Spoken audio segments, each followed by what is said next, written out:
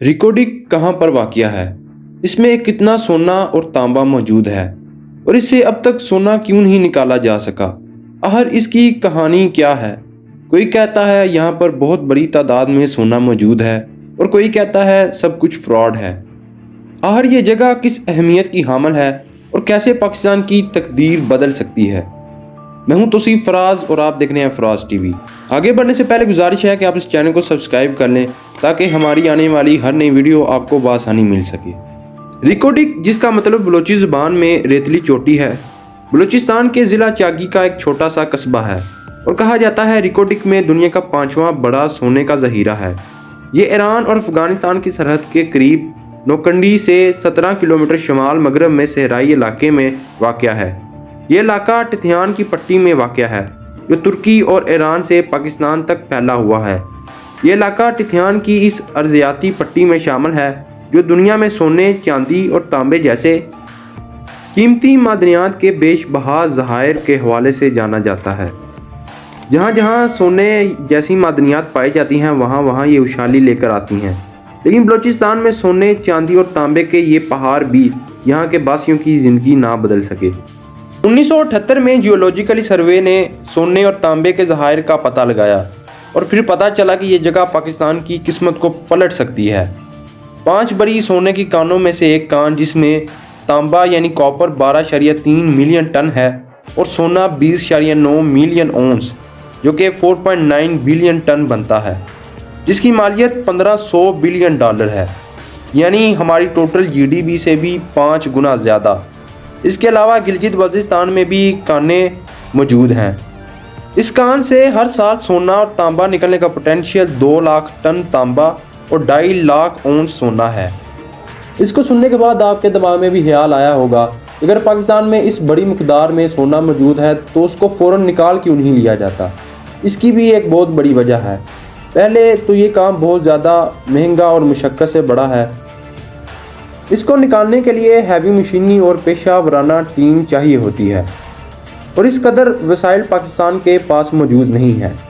इस सोने को निकालने के लिए जब नवाज शरीफ की पहली हुकूमत ख़त्म हुई तो निगरान हुकूमत ने मैंडेट ना होने के बावजूद रिकोडिक में सोने और तांबे के ज़खायर की तलाश का ठेका एक ऑस्ट्रेलियाई कानकुन कंपनी BHP बिलेटन को दे दिया, जो कि उस वक्त की सबसे मशहूर कंपनी थी। बलूचिस्तान हुकूमत ने BHP के साथ इश्तराक के माहिदे पर दस्तखत किए, जिसके तहत रिकोडिक से मिलने वाली मादनियात में 75% BHP का हिस्सा तय पाया, जबकि 25% हिस्सा बलूचिस्तान हुकूमत को मिलना था और इसे इस मंसूबे में कुछ भी सरमायाकारी नहीं करना थी।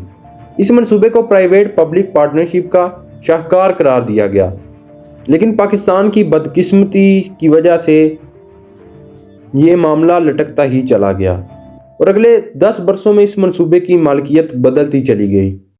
2000 में BHP ने एक और फर्म माइन कोर को इस मंसूबे में शामिल कर लिया, जिसके बाद इस मंसूबे को ऑस्ट्रेलिया में ही बनाई गई एक और कंपनी टिथियान कॉपर कंपनी, जिसको TTC कहा जाता है, उसको मुंतकिल कर दिया गया। बाद में TTC पाकिस्तान में रजिस्टर करवाई गई।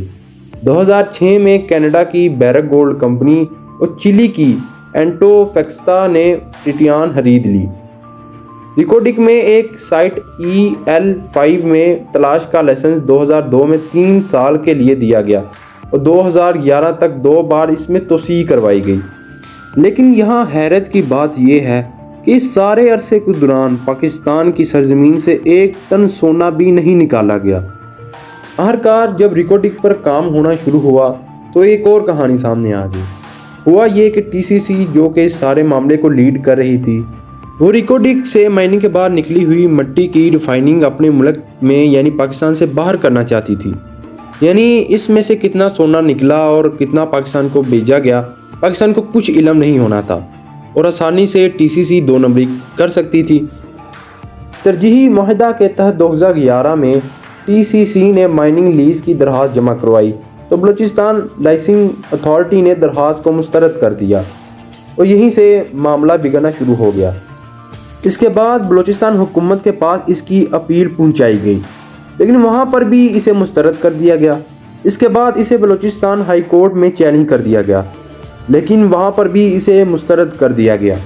आखिरकार मामला सुप्रीम कोर्ट में पहुंचता है, जिस पर माइनिंग को न सिर्फ कलअदम करार दे दिया जाता है बल्कि इस पे ये भी फैसला सुनाया जाता है कि इस सारे माहदे को पहली वाली कंपनी को देने का इख्तियार ही किसी गवर्नर के पास नहीं था। यानी पहले वाले माहदे को भी मुस्तरद कर दिया जाता है। यानी वो माहदा जो सबसे पहले वाली कंपनी BHP के साथ तय पाया गया था उसको भी मुस्तरद कर दिया जाता है। TCC इसके बाद इस मुकदमे को इंटरनेशनल आर्बिट्रेशन ट्रिब्यूनल के पास ले गई, जहां पर 12 जुलाई 2019 को पाकिस्तान पर आलमी अदालत की तरफ से $6 बिलियन का जुर्माना भी आयद कर दिया गया। इस पर TCC ने ब्रिटिश वर्जिन आइलैंड की अदालत में पाकिस्तान का रोजवेल्ट होटल और पेरिस का स्क्रिब होटल और PIA की 3 कंपनीज के शेयर को मुजबत करने की दरख्वास्त भी जमा करवा दी गई और इसे मंजूर भी कर लिया गया। पाकिस्तान ने इस फैसले को चैलेंज किया तो ब्रिटिश वर्जिन आइलैंड की अदालत ने चैलेंज को मंजूर कर लिया और पहले सुनाए गए फैसले को कलअदम भी करार दे दिया गया। इसके बाद पाकिस्तान ने इसे अदालत से बाहर ही निपटने का फैसला किया और TCC से बात करना शुरू कर दी। पाकिस्तान की कोशिशों से आखिरकार मामला अदालत से बाहर ही तय पा लिया गया और अब नए माहदे को भी लिख दिया गया है। अब नए माहदे के मुताबिक 50% TCC और 50% पाकिस्तान को फ़ायदा हासिल होगा, जिसमें 25% वफाकी हुकूमत को और 25% बलूचिस्तान को मिलेगा। यही नहीं बल्कि पाकिस्तान पर जो जुर्माना आयद किया गया था वो भी $6 बिलियन का जुर्माना भी ख़त्म कर दिया जाएगा। अगरचे ये पाकिस्तान की एक कामयाबी है, लेकिन अगर हम देखें पिछले 25 से 30 साल के दौरान अभी तक सोना नहीं निकाला गया, यानी इसमें भी पाकिस्तान की नाकामी नज़र आती है। बहरहाल अब ये मामला तय पा चुका है और हमें उम्मीद है कि पाकिस्तान के लिए ये माहदा बेहतर ही होगा। अगर आपको ये वीडियो अच्छी लगी हो तो अपनी राय का इजहार कमेंट में लाजमी कीजिएगा। इस चैनल को सब्सक्राइब कर लें ताकि हमारी आने वाली हर नई वीडियो आप तक बआसानी पहुंच सके। अब मैं मिलूंगा आपको अगली वीडियो में, तब तक के लिए अल्लाह हाफिज़।